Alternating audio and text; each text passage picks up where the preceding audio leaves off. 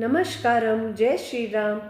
बहते को मत बहने दो, कर गहिए छूठो, कद्यो सुनियो मानी नहीं, शब्द कहो दुई और कबीरा, शब्द कहो दुई और।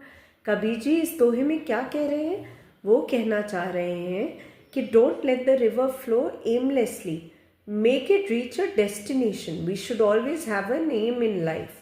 Words said, not accepted, then what should you do? You should speak differently. अगर आपकी बातों को, शब्दों को एक्सेप्टेंस नहीं मिल रहे, लोग स्वीकार नहीं रहे, तो उसे किसी और तरीके से कहकर कोशिश करिए अपनी बात कन्वे करने के लिए और अपने एम को रीच करने के लिए. If you agree, then please like, share, subscribe to my channel.